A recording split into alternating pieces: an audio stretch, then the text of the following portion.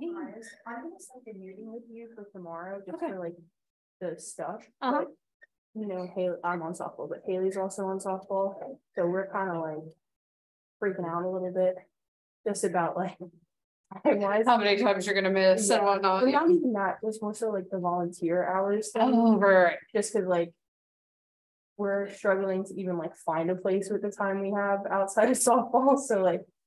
Yeah, so for you guys, especially like going to Wesley and Engage and seeing what they already have planned would be something to do. Because if they have on campus. Yeah, exactly. Like they might have stuff on campus, or they might have like Habitat House coming up or something like that. And you can like knock out most, if not all, your hours in that amount of time. And honestly, just about any organization because like, let's say you help build a house for Habitat for Humanity, you can talk about the legal system and how it treats people with homelessness, you know. So if we did, let's say like a Habitat for Humanity before being here, could we use that? Yeah, that's another point too. So if you've done volunteer in the past that you think could relate, especially since you're in season, that's totally cool. So, okay, all right. Thank you. I'll talk more tomorrow. Yeah, that's fine. But yeah, I'm guessing you're not the only folks who are having that issue, so we'll go over that in class too.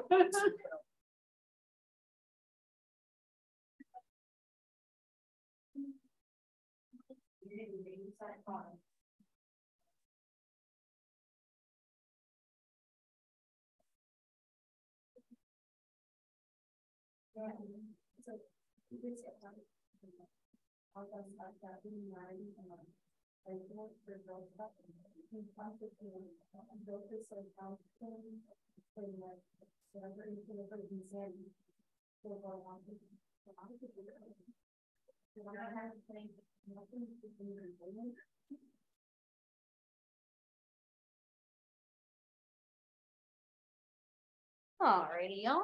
I'm just I never make my attendance list till the second week of the semester because I want to wait till after ad drops. So I am just giving y'all credit for being here. Again, attendance doesn't count towards your grade, but it is something that I have to be on top of for academic affairs just to make sure y'all are okay. Alrighty, cool. So what I'm going to do for the next couple of weeks as I learn all of your names, and again, I think I know like a third of your names already, is I am going to call roll so that I can start to learn your names. And then we will, again, hopefully pretty quickly, I'll be able to just check you off when you walk in. I don't know if I've told you all my horrible memory. I mean, this is a thing of my memory that I don't remember if I told you if my memory is bad or not, but my memory for names is horrible. So I try really hard to overcome it. So, all right. So I know we have 2 Trinities. Are y'all both here? Yep, thought so. Okay. Just want to make sure that I am not remembering names wrong. Okay, Cameron. Awesome. And you said you prefer Cam, right? Either way. Okay. And then Cameron G. Alrighty. Adriana. And Elijah, I saw. Sadie. And Michaela. No, Michaela. Okay, cool. Thanks. Yeah, Elijah. Okay. And then Karen. No Karen yet today. Okay, Sydney. I don't think I saw her, but all right, Julia, I know I just talked to, and Haley. Mayu, I saw. Jasmine is sick today. Casey. Okay, thanks. And then Kayla. Okay. And our other Haley, so we have 2 Haleys too. Okay. And then remind me your name. Oh, I know you. Jeez. Sorry, Michaela. This is what I get for not actually looking at the person before I say that. Alrighty, thank y'all. Okay, Elijah, you had a question. Yeah, so I haven't been able to get the book yet, and I don't know if I haven't looked on the like course page stuff, but it's good for me to know like read like the first little bit. Unfortunately, no, I don't have that like I sometimes have for other courses. That being said, my lectures cover a lot of it, so you really probably, if you can't get it till around midterm, you'll be okay, if that makes sense. I'm not saying you should never read the book. I'm just saying if you can't get it for a couple weeks, you're probably going to be okay. What I did a couple years back, bless you, when I had to teach this class entirely remotely because I have 4 respecters for COVID, is I pulled the parts from the book that I typically have you all look up for assignments, and they're on the assignments. So you'll be able to access those as we do those. And in fact, we're going to do an assignment in class today. So getting us right into things. One of the things I wanted to take a minute to talk about was the service learning project, since that is your first assignment for that is technically due today. That's just a couple of sentences of like the type of site you're thinking of volunteering at. So if you can get that in on time, great. If not, remember you do have flexible deadlines. So fully recognizing it is still pandemic world out there, even though a lot of people don't want to admit it, right? And so a lot of nonprofits are still, how do I say this? Going about their business cautiously, which is appropriate. And I also know that you all have lives that have been changed sometimes by the pandemic, that have been made harder sometimes, or just you have lives in general. And so one of the things that's a little hidden on the syllabus you might not have seen is that if you have an experience in your past where you have volunteered already at a place that you think you can relate to class material. So for example, if you volunteered at a domestic violence shelter, or even if you've done something like Habitat for Humanity, right? You can relate things like homelessness to what we'll talk about here in class fairly easily. So you can definitely use past experiences if you struggle to find a place you can volunteer this semester. If you do want to do the hours this semester and you're struggling in terms of time, go talk to Wesleyan Engaged over in the Lighthouse. They typically have stuff set up either on campus throughout the semester or things that are like Wesleyan sponsored. Like sometimes they go and do a Habitat house or things like that. So they have stuff that'll probably be easier to fit into your schedule rather than sort of starting from scratch, if that makes sense. I'm also really willing, I've met with a couple of you already, but as we do our individual meetings, I can help you sort of think through that as well. So again, I don't want it to be something that stresses you out. I just want it to be something that helps you apply what we're learning in class to the real world. So, any questions about that assignment or what's due tonight?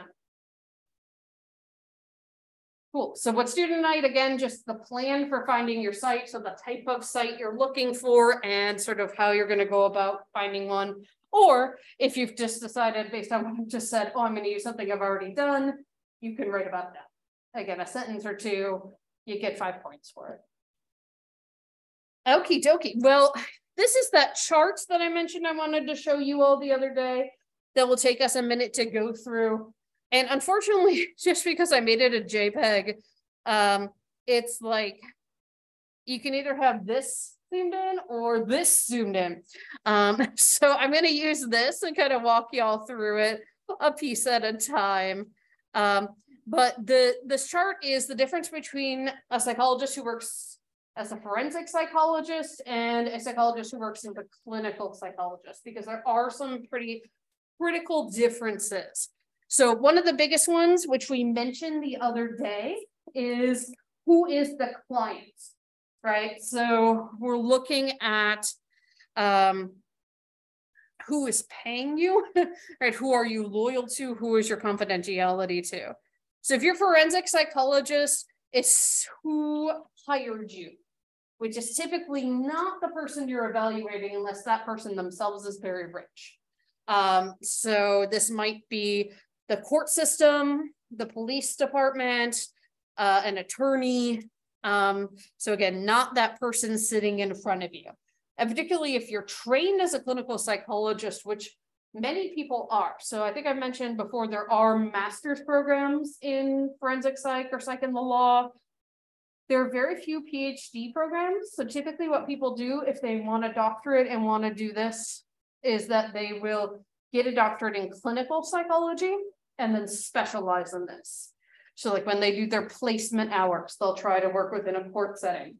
When they go to do their required internship at the end of their 5 years, 6 years, 7 years, they will choose some sort of court or prison setting. They may even choose to do a postdoctoral fellowship, which is often called a postdoc, again, in the court or prison setting to get that training.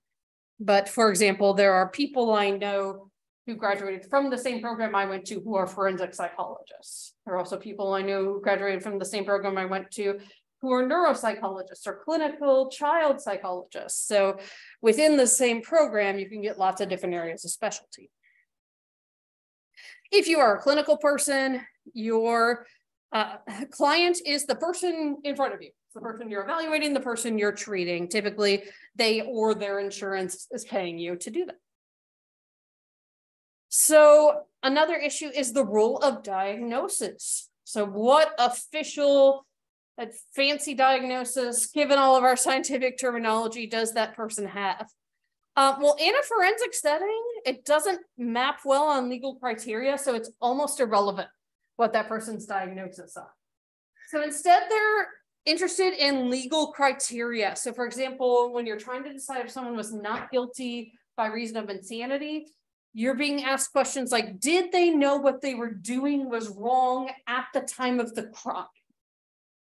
So giving them a diagnosis of like major depressive disorder isn't going to answer that question, right? When you are working as a clinical psychologist, it's really important. It's important for insurance. And also it can be important for education for the client in terms of what is this diagnosis? What does that mean? Many types of therapy, the first session or two after you do your eval is teaching the person about why what is happening. So for example, when you treat someone with panic attacks, you tell them what happens physiologically in their body when they have a panic attack. And sometimes, obviously not if they have very severe case, but sometimes that's almost like a magic cure because they're like, oh, that's what's happening to me, right? Again, not for someone with very severe panic disorder, but someone who occasionally has panic attacks, that can be really helpful. Okay, are we looking at continuous behavior? So what's happening sort of throughout their lives? Or are we looking at sort of a yes-no dichotomous question? So in forensic settings, we are pressed to make black or white or yes-no statements. You know, again, often we can't say the ultimate issue. So we can't say this person is not guilty by reason of insanity, but we can say things like this person did not know whether they were doing was right or wrong at the time they committed the crime.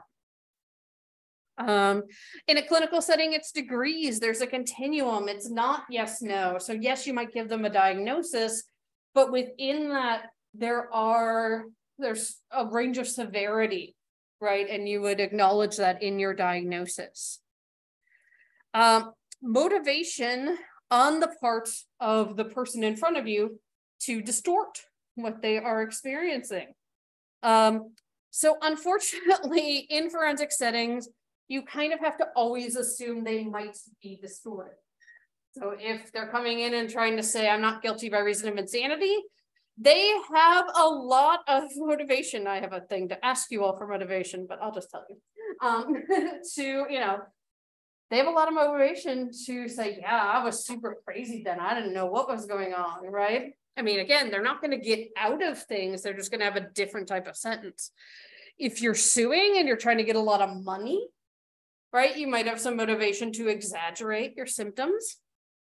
Child custody cases, we know people over exaggerate how good they are so much that on certain assessment instruments we use, there are different norms that we use in child custody evals, because we know people are going to, again, not intentionally lie in this case, but purposely try to present themselves in a good light because they want custody of their kiddo.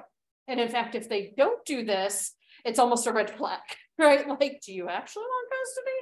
Yeah. So basically you would give the same assessment, but then there's like a corrected set of norms you'd use that takes into account the fact that they're probably what we call faking good. And then you interpret differently based on those norms than you would, you know, again, the sort of standard norms. Yeah, good question.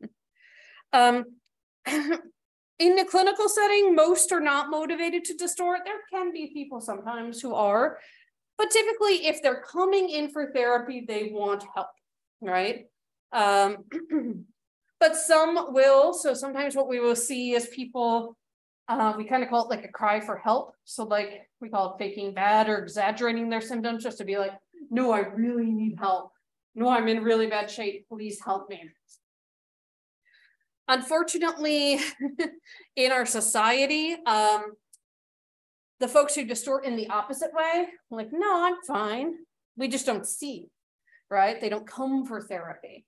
And so those folks might not be getting the help they need because of the stigma attached to mental health. Now, temporal focus. So when are we focusing on? This is one of the trickiest parts about forensic psychology is you're often offering an opinion about a person's mental status in the past. This is really, really, really difficult to do because their current mental status doesn't matter for a lot of these questions. You're asking, what were they like at that moment? And we don't necessarily have assessments that get at that. Even if we did, people's memories aren't perfect, right? We know this. And so if you're being asked about something in the past, a lot of times you end up sort of operating like a psychological detective. And so you're interviewing everyone you can, you're going through old records, you're trying, we're going to talk a lot more about this when we get to NGRI assessments. But your job becomes like a detective. You're doing the research to try to figure out what was happening in that moment. The difference is competence to stand trial. So if you're asking, is this person competent to stand trial? Do they understand enough about what's going on with the legal process to participate in their own defense? That's in the moment. And obviously something like child custody will be in the moment as well. In clinical settings, we're focusing on the now, how they're interacting with us, the diagnosis. You know, obviously sometimes the past will also be relevant, but especially in modern clinical psychology, we're typically not like dwelling on what happened when you were 3, right? I mean, most psychologists this day and age are not really focusing on like the Freudian stages. And then we have what's called the standard of proof.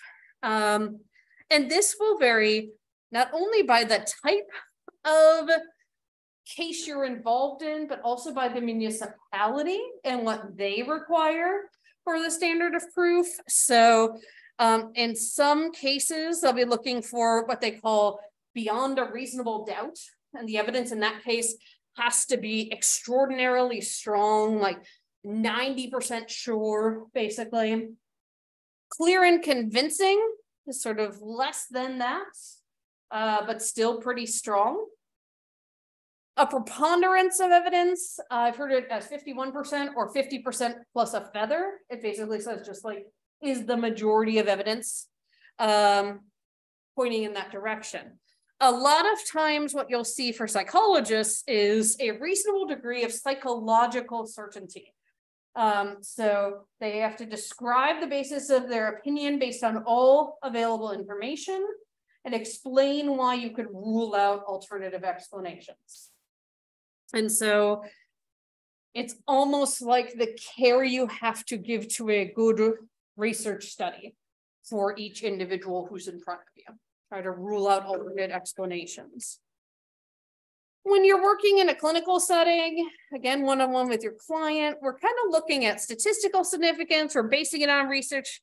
findings, but then we're also thinking about clinical significance, which is this therapy, is this treatment, is what I am trying to do actually going to make a difference to this person's life, right? So you could measure someone's level of depression. We have scales that do that. And let's say over the course of, I don't know, 10 to 20 sessions of therapy, you get them from a score of 45 on a depression scale down to a score of 35. Well, that seems like significant difference. But if you look at the cutoffs, that's still clinically significant depression.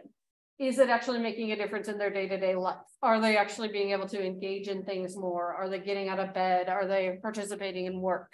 So that becomes a really important part of when you're looking at this in a clinical setting. Alrighty, so now we're going to do our first group assignment. And so I will have you all go to Blackboard. Looks like pretty much everybody has a laptop in here, so awesome. So if you go to Blackboard, there is now a link for assignments, and then you'll find a link to a Google Doc. And I'll just sort of come around and group y'all. So let's have the 5 of y'all be group 1. Let's have y'all 4 be, no, you know what, you 3 be group 2. So Maya, Michaela, and Elijah. The 3 in the back corner be group 3. Sorry, I don't remember what number I was on. The 3 of y'all up here can be group 4. And then we've got 2 folks on Zoom and they'll be group 5. You're all answering the same questions. You'll just have a different place to answer them. So what you'll find when you open this assignment is that the first thing is a screenshot of the box in your book that talks about this famous case, the Tarasov case. So go ahead and read that through. And then go to your groups. So again, 1, 2, 3, 4 on Zoom, you're 5. I'll put you in a breakout room in a second. Go to your group's page and then answer the questions. And this is one of those in-class assignments you'll get points for. And I never know how long these are going to take. So I'm going to plan 20 minutes, but it might not be that long. So go ahead. And if you need to move your desks to talk to people more better, go ahead. And I'm going to go ahead and get our Zoom folks in a breakout room. Let me real quick throw the link in the chat for y'all, just in case.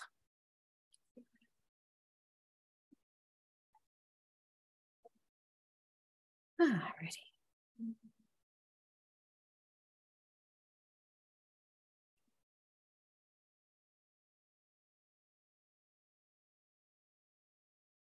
All right.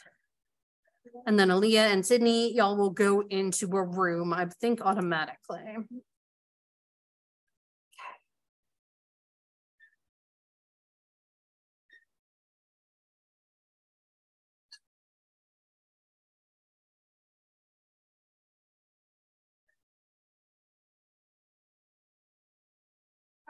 Yeah.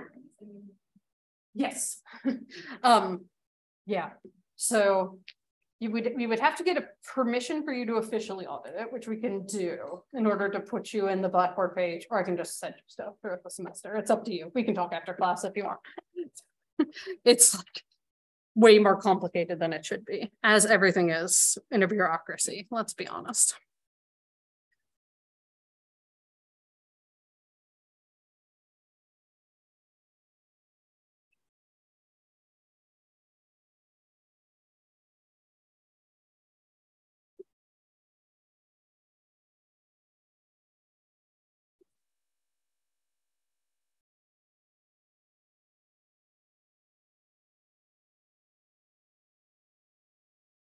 Alrighty, it's headed your way.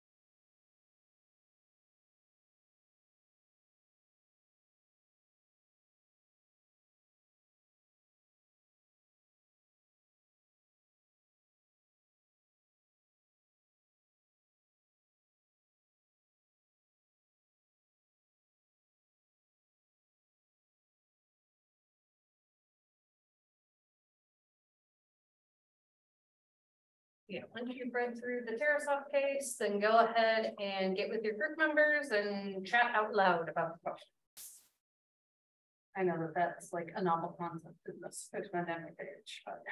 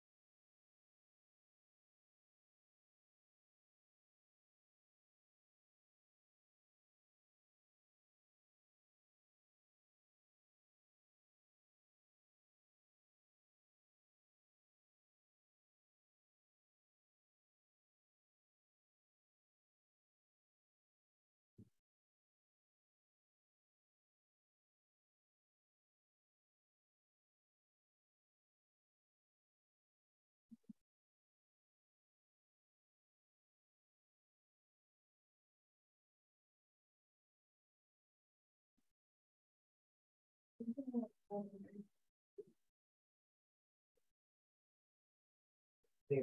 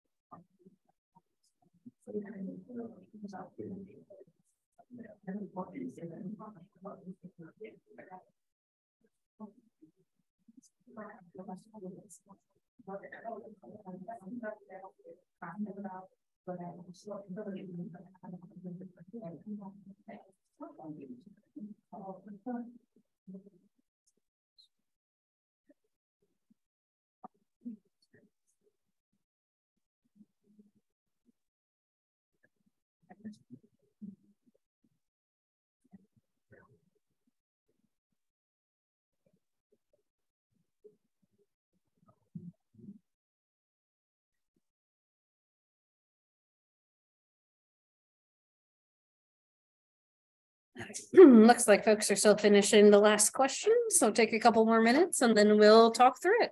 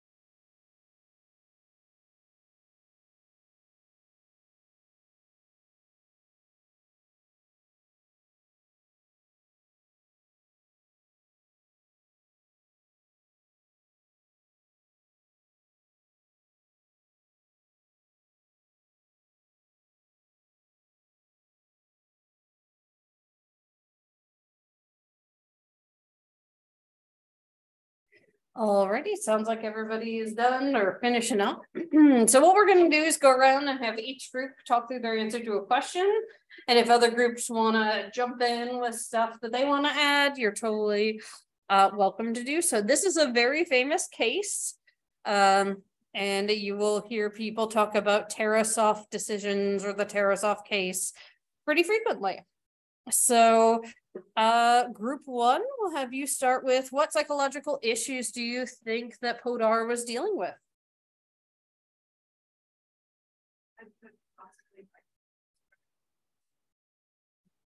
Maybe schizophrenia, you would say, like you're in a place still.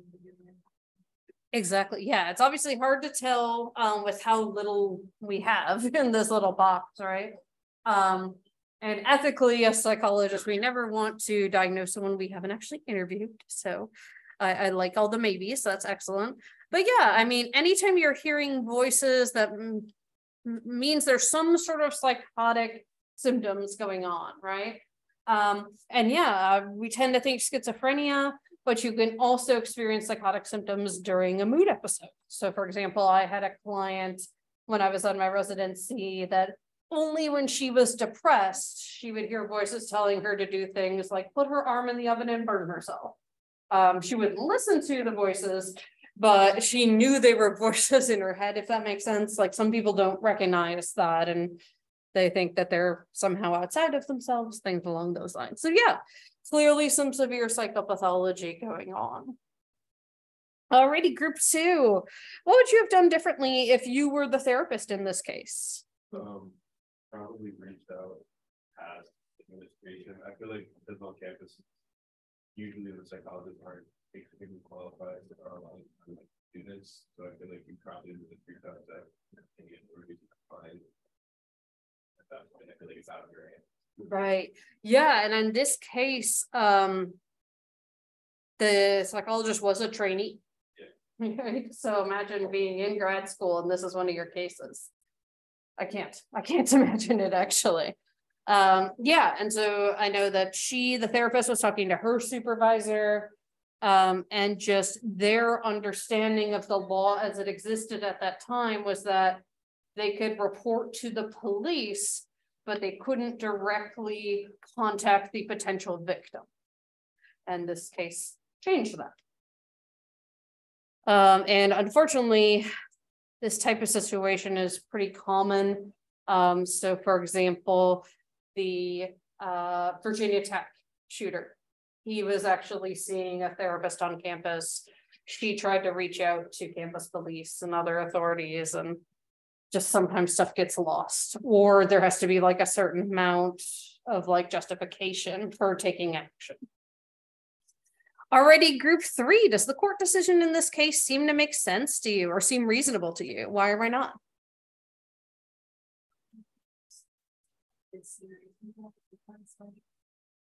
If you think about it, it's sad to say, but like law enforcement, they don't always do their job. And depending on who the victim is and who's not there, like if you have like a white male and then like a person of color on the other side, like they're not as likely to inform them. And like just changing that to like you can tell the person, the victim, if the threat is reliable and threat to them, because we are really looking for them, and it helps keep more people safe. Yeah, exactly. This obviously can get tricky in other situations, which goes into our next question. So group 4, what ramifications does this case have for practicing psychologists? You said it still plays a role in dictating the practicing psychologists to breach confidentiality. Like, please, I'm in a tough spot because you don't want to, like, you just have to know when to like set the warning, Right? Because you don't want to be liable for the violence, but just gotta learn when to take it seriously. Exactly. Yeah, because if you do the opposite, right, if you knee-jerk reaction and report something too soon, you can get sued for breaching confidentiality. So a lot of people will sort of err on the side of caution and warn, right? Because exactly what you just said. It's more important to stop the violence than it is to protect confidentiality in that point in time. And then I'll throw this one because it looks like group 5 wasn't able to communicate. There might be some Zoom tech issues. Throw this to everybody in the class. What other situations can y'all imagine where a therapist might have a duty to warn something of a potential risk besides a physical attack? And again, this can go to anybody. Yeah. Like in cases of suicide risk, when the patient themselves and to proper like authority to give them help. Exactly. Yeah. So we can put people who are at risk of suicide on, depending on the municipality, so anywhere from like a 48 to a 72-hour hold for their placed inpatient. The ideal is if you can get that person to like voluntarily agree to do that. But in order to protect them, exactly what you're just saying, we can do that involuntarily if necessary. Yeah. Anyone come up with any other ideas here? I can kind of, let's see, emotional abuse. Yeah. Hurting themselves. Yep. Oh yeah, if the professional themselves is compromised, that's really important. The only other ones I can think of are some that I've talked about in like my graduate level ethics course. So one of the things that we discussed is it is a sex crime in many states, including Virginia, to knowingly have sex with someone unprotected if you know you're HIV positive. So if your client tells you, I'm gonna go have sex with someone unprotected, and you know they have HIV, like, do you warn that person? yeah, is that ethical? Is that, I don't know, right? So it's like, that becomes trickier, right? As my grad ethics professor, RIP, would say, it's a sticky widget. Yeah, and for one of the things that we disclose to people when they first come to therapy is basically there are different scenarios where we would break confidentiality. One is if they're a danger to themselves or other people. And then the other is if we find out that there is anyone who is essentially unable to stand up for themselves being abused. So that might be a child, it might be an adult with compromised facility, right? A faculty, sorry, who wasn't able to stand up for themselves, or an elder independent care. Give you another example. We had a case that we talked about in my ethics class, and our ethics professor actually ended up calling like the head of ethics at APA to ask him about this case where one of our classmates was seeing a child client, 2 children, who every time their parent was around, they were depressed, they were anxious, they were completely overwhelmed, they shut down. And when their parent wasn't there, they were like what we think of as average kiddos. And so it's like, what do we do with that when we don't have any proof of abuse, right? But we're seeing this. And it ended up being you couldn't technically report that, but certainly is something, we need to ponder.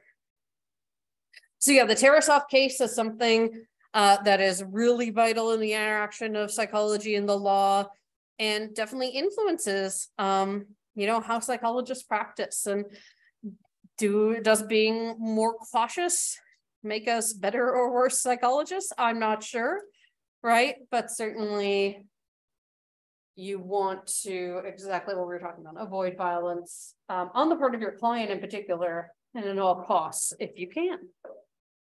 All right, so the next chapter we're going to talk about is the legal system itself. And for those of you who are CJ majors or minors, I do my best with this chapter, but it's not my area of specialty.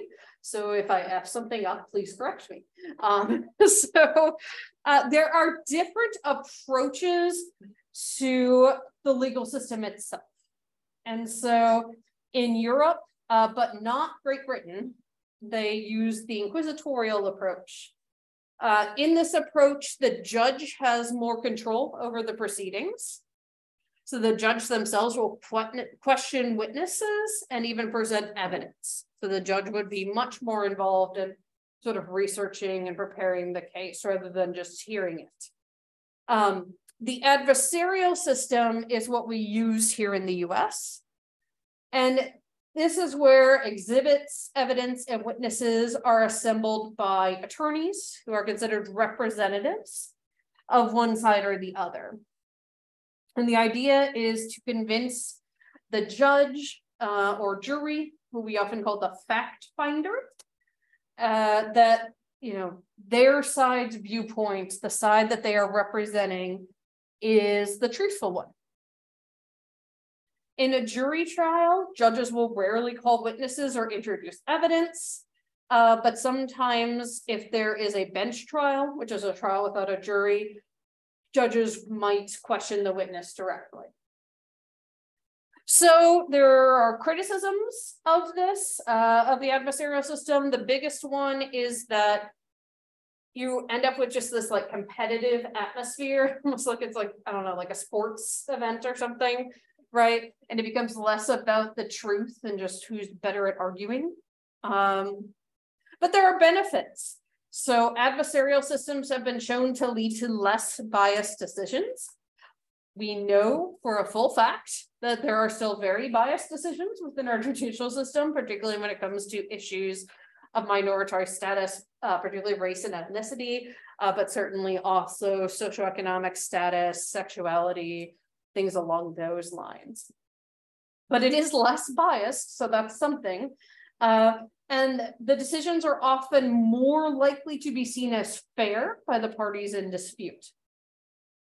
Participants also have plenty of opportunities to present their version of the facts And for that reason, they often feel more like they've been treated fairly. Again, even though sometimes the evidence and the research suggests that's not true. All right, so one of the things that comes up here is what is legal versus what is moral, right? Laws are designed to specify precisely what conduct is illegal, right? Laws say this is illegal or not.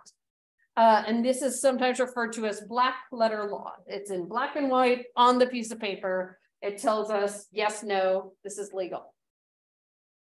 But do these laws always correspond to a sense of right and wrong? Well, all we have to do is look at our history to know no, right? If you look at the Jim Crow era here in the South, we know that laws do not correspond to a sense of right or wrong because people of color, particularly Black individuals, were treated as less than second-class citizens, right? Here in Norfolk, for example, when the schools were told to integrate, they just shut down the public schools. No one gets educated. What a rational response. So we know that laws are not always moral, right? Another example that's a modern topic still in dispute is euthanasia or assisted suicide, which highlights the inconsistency between legality and many people's perception of what is moral, ethical, and just. So in most municipalities, there are a few states where this is legal, but it's still illegal in most places, including Virginia. And a lot of individuals who are at end of life, particularly if they're suffering from long-term illness, want to be able to, and in fact, in states like Oregon, these are called death with dignity laws. So they want to be able to die on their own terms. But if anyone helps them, they can, in those states where it's not legal, they can get in trouble. I grew up in the Detroit area when Jack Kevorkian was a thing. So if you're not familiar with him, he was a medical doctor who was very into death with dignity, but it was illegal. So he would go around and he was, because it was illegal, it was sketchy. He had a van that was like set up to help assist people, and he would give them like doses of morphine to help end their life peacefully. But he ended up hospitalized, or not hospitalized, in jail, in prison, because they said he was murdering these people. So one of the things that happens as we look at citizens' sense of legality and morality, so the sort of everyday person who's not that involved in the legal system. So legislators and scholars have argued for centuries about, probably honestly millennia, probably back to like the ancient Greeks, whether or not the law should be consistent with a citizen's sense of morality. Recently, researchers have asked whether principles of the moral penal code are compatible with citizens' intuitions. So researchers have considered questions like what people think about how attempted but not completed crimes should be punished. So if you attempt to rob a 7-Eleven, but you don't actually get any money, is that different than if you make off with the entire cash drawer? Darley, Sanderson, and Lamantha, unless I tell you specifically, you don't need to know these names. I just like to cite people. But there were researchers that found that people do not accept the view that an intent to commit an act is the moral equivalent of actually doing it.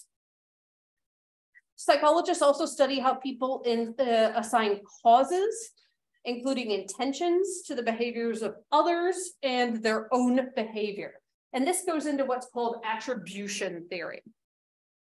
And so attributions tend to have 3 dimensions. One is internality, whether we explain the causes of the event as due to something within ourselves or something within the environment, or a mix. But typically we tend to think of like, that was because this person was a bad person, right? Or that was because, for some reason, Les Mis popped in my head. Like Jean Valjean stole the bread because he was hungry, right? Things along those lines. Stability is whether we see the cause of a behavior as enduring or temporary. And then globality or globalness is whether we see the cause as specific to a limited situation or would be applicable in pretty much every situation. So an individual who makes internal, it's because of something inside, stable, it's not going to change, and global, it's going to be in every situation, attributions about an act of misconduct will see the offender as more culpable and more deserving as punishment. Then when a person thinks of it as external, it was because of the situation they were in, unstable or temporary, and specific explanations for the same act. You know, again, going back to Les Miserables, you know, Jean Valjean stole that bread just that one time because his family was hungry. So it wasn't because he was a bad person, and he wouldn't have done it in other situations. So in making inferences about what caused other people's behavior, especially behavior that has negative consequences, we tend to attribute the cause to stable factors that are internal to the people, right? Oh my gosh, can you believe that person did that? Oh, what a horrible individual, right? But when our own actions lead to negative outcomes, we're much more likely to blame the environment for the outcome. And this is sometimes called the fundamental attribution error. And I give a really silly example of it. So let's say we're leaving class one day and the person in front of you kind of trips over one of the desks. You might think, oh, that person's so clumsy, right? Now, let's say on Thursday, you're leaving class and you trip over one of the desks. You might be like, who put that there, right? So we tend to just sort of assume when someone else does something bad or something that we can judge them about, that it's because of something wrong in them. Whereas if we do the same thing, something else caused it. There may be significant consequences of these discrepancies between the citizen's sense of morality and the legal system's sense of legality. For the law to have any authority, it has to be consistent with people's shared sense of morality. Otherwise, people just aren't going to follow it. When that consistency is lacking, citizens may feel alienation from authority and become less likely to comply with the laws that they perceive as illegitimate. Now, we're going to do a very brief historical perspective on justice. I took an entire 2-semester course when I was in college called Quest for Justice. So clearly this is very surface, just sort of like putting that out there. But at least gets us a little bit of where our ideas come from historically. So in the Old Testament and in Homer's The Iliad, justice means something like revenge. And this is often related to religion and would be tied to church proceedings. And this continued for many years. So think of things like the Salem witch trials, right? Those were tied to religion, and justice was burning a person at the stake or ducking them, right? That's where the name Witch Duck Road comes from. That there was the witch of Pungo who was ducked to see if she was a witch. Or think back to Galileo being tried for heresy for having the audacity to say that the earth goes around the sun and not the other way around, right? One of my favorite Galileo quotes is related to this. He said, I do not feel obligated to believe that the same God who has endowed us with sense, reason, and intellect has intended us to forego their use. So in the 6th century BCE, Solon lived in Athens, and he was a poet, a philosopher, a soldier, a merchant, an economist, and a social critic. He wanted peace and order. He wanted to end the cycles of violence in Greece. And so he transformed his passion for vengeance into the justice system. And so it was based on the rule of law and the idea of equality before the law. It also redistributed the power through the law. The resolution of conflict through a public court system with juries of peers in an adversarial process before a presiding judge. Oh, hey, this sounds familiar, right? We take a lot of inspiration from ancient Greece. Religion was also separated out from justice here. And this was really the first time in human history that was the case, because religion was such a big influence. And obviously still is. It changed private revenge to public justice. And the intent and motive for a crime became really important issues. And this in and of itself is psychological in nature, right? If we're thinking about motivation, Dr. Jackson teaches a whole class on that, right? And they also worked on making punishment proportional to the crime. And then, oh boy, guys, I'm gonna butcher this one. Aeschylus? I don't know. That dude. It was 100 years after Solon, and he produced the Oresteia, which was a tragic drama that concerned the topic of justice and kept the idea of humanistic justice alive.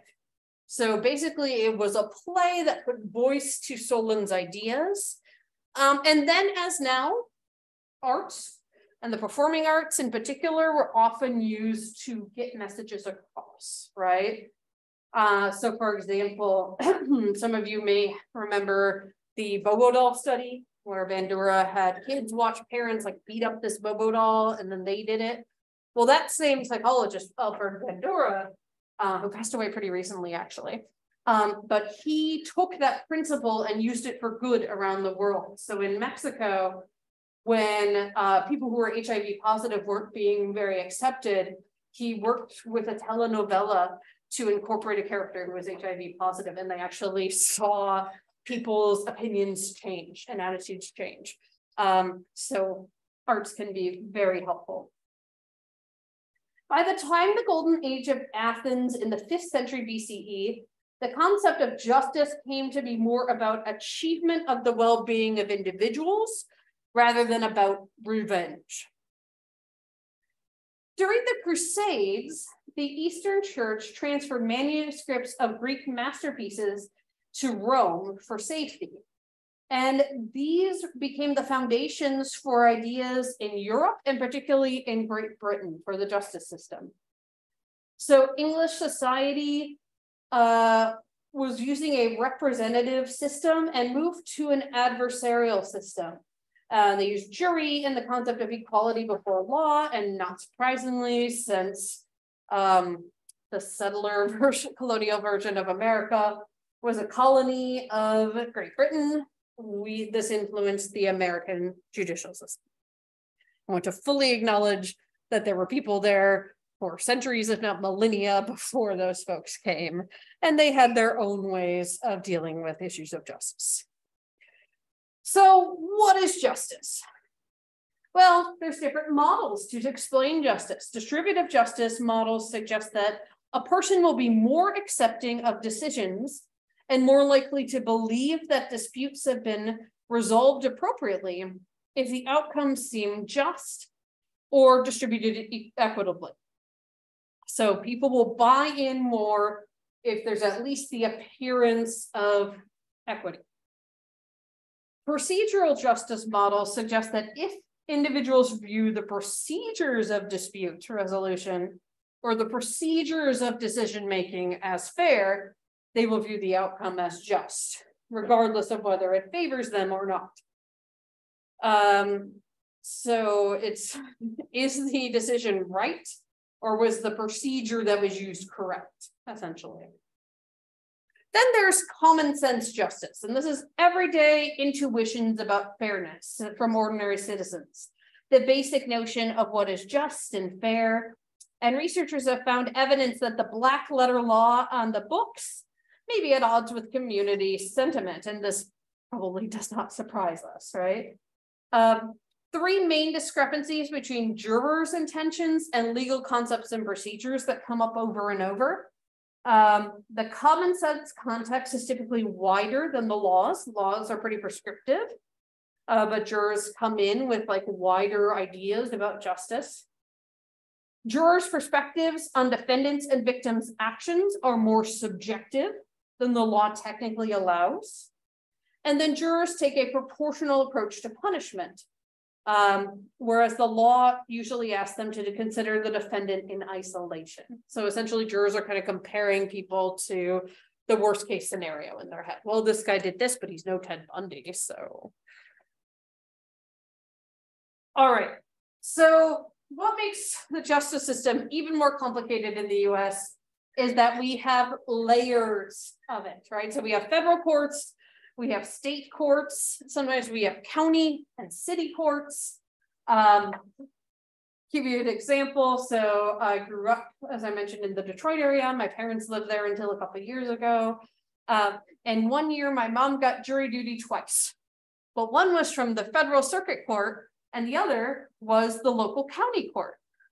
And she was like, but I already did jury duty. And they're like, it doesn't matter, different systems. Okay, so this can be confusing and sort of make it difficult to wrap your head around things. So federal courts have jurisdiction over cases arising under the Constitution or federal law, the laws of the United States. Federal courts typically do not have jurisdiction over cases arising under state law, the exception being if the plaintiff and the defendant are from different states. Federal courts include trial courts, appellate courts, and the one we all know, the US Supreme Court.